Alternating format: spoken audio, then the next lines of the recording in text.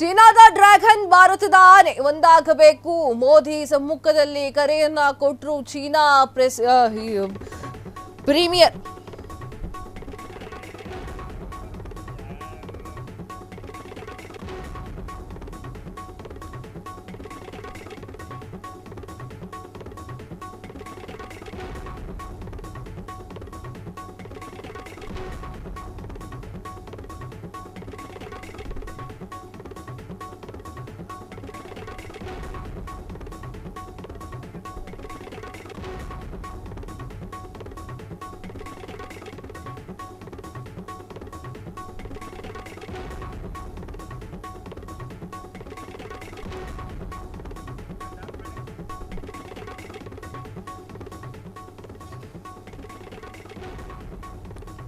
ಚೀನಾದ ಡ್ರ್ಯಾಗನ್ ಭಾರತದ ಆನೆ ಒಂದಾಗಬೇಕು. ಮೋದಿ ಸಮ್ಮುಖದಲ್ಲಿ ಕರೆಯನ್ನ ಕೊಟ್ಟಿರುವಂತಹ ಚೀನಾ, ಅಮೆರಿಕ ಸುಂಕಾಸ್ತದ ಹೊತ್ತಿರುವಂತಹ ಚೀನಾ ಹಾಗೂ ಭಾರತ ಭೇಟಿ ಆಗ್ತಾ ಇರುವಂಥದ್ದು, ಅಂದ್ರೆ ಮೋದಿ ಹಾಗೂ ಜಿಂಗ್ಪಿನ್ ಭೇಟಿ ಆಗ್ತಾ ಇರುವಂಥದ್ದು. ಭಾರತ ಚೀನಾ ದೋಸ್ತಿಗಳಾಗಿ ಇರಬೇಕು, ಇದು ಸರಿಯಾದ ನಿರ್ಣಯ ಅಂತ ಹೇಳಿ ಚೀನಾ ಅಧ್ಯಕ್ಷ ಮೋದಿ ಜೊತೆಗೆ ಭೇಟಿಯನ್ನ ಮಾಡಿ ಸಂತೋಷದಿಂದ ಕುಣಿದು ಕುಪ್ಪಳಿಸ್ತಾ ಇದ್ದ.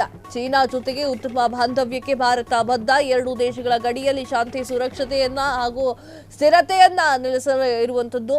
ಕೈಲಾಸ ಸರೋವರ ಯಾತ್ರೆಗೂ ಕೂಡ ಶುರುವಾಗಿದೆ. ಶೀಘ್ರವೇ ಎರಡು ದೇಶಗಳ ನಡುವೆ ನೇರ ವಿಮಾನ ಸೇವೆ ಶುರುವಾಗಿದೆ. ಜಿಂಗ್ಪಿನ್ ಭೇಟಿಯ ವೇಳೆ ನರೇಂದ್ರ ಮೋದಿ ಅವರ ಈ ಒಂದು ಹೇಳಿಕೆ. ವೀಕ್ಷಕರೇ, ನರೇಂದ್ರ ಮೋದಿ ಹಾಗೂ ಜಿಂಗ್ಪಿನ್ ಒಂದಾಗ್ತಾ ಇದ್ದಾರೆ. ಭಾರತ ಹಾಗೂ ಚೀನಾ ಒಂದಾಗ್ತಾ ಇದೆ. ಭಾರತಕ್ಕೆ ಚೀನಾಕ್ಕೆ ಆಗ್ತಾ ಇರಲಿಲ್ಲ. 2018ರಲ್ಲಿ ಆಗಿರುವಂತ ಕತೆ ಇದು. ಅಲ್ಲಿಂದ ಇಲ್ಲಿಯವರೆಗೂ ಕೂಡ ಸತತ ಒಂದು, ನೀವೇ ಯೋಚನೆ ಮಾಡಿ, 2018ರಿಂದ 2025ರವರೆಗೂ ಕೂಡ ಆಗ್ತಾ ಇರಲಿಲ್ಲ.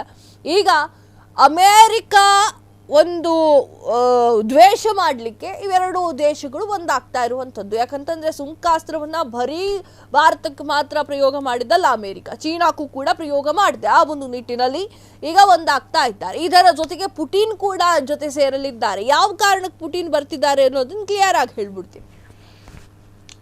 ಮೋದಿ ತೈಲವನ್ನ ನಿಲ್ಲಿಸಬೇಕು, ತೆಗೆದುಕೊಳ್ಳೋದನ್ನ ಚೀನಾ ಪುಟಿನ್ ಹತ್ರ ಅಂತ ಹೇಳಿ, ರಷ್ಯಾದ ಹತ್ರ ಅಂತ ಹೇಳಿ ಅಮೇರಿಕ ಬೇಸರ ಮಾಡ್ಕೊಂಡು ಕೂತ್ಕೊಂಡಿತ್ತು. ಆದರೆ ಅಮೇರಿಕ ಏನೇ ಹೇಳಿದ್ರು ಕೂಡ ಭಾರತ ಮುಖ್ಯ, ನಮಗೆ ಈಸಿ ಆಗುತ್ತೆ ಅಂತ ಹೇಳಿ ಮೋದಿ ನಿಂತ್ಕೊಂಡ್ರು. ಆದರೆ ಮೋದಿಯನ್ನ ಮತ್ತು ಭಾರತವನ್ನ ಎರಡನ್ನೂ ಕೂಡ ದ್ವೇಷ ಮಾಡಿದ್ರು. ಈಗ ಮೋದಿ ಹಾಗೂ ಜಿಂಗ್ಪಿನ್ ಒಂದಾಗಿದ್ದಾರೆ. ಕ್ಷಣ ಕ್ಷಣದ ಸುದ್ದಿಗಳಿಗಾಗಿ ಫ್ರೀಡಂ ಟಿವಿ ಸಬ್ಸ್ಕ್ರೈಬ್ ಮಾಡಿ, ಲೈಕ್ ಮಾಡಿ ಹಾಗೂ ಫಾಲೋ ಮಾಡಿ. ಹೊಸ ಸುದ್ದಿಗಳ ನೋಟಿಫಿಕೇಶನ್ಗಾಗಿ ಬೆಲ್ ಐಕಾನ್ ಮೇಲೆ ಕ್ಲಿಕ್ ಮಾಡಿ.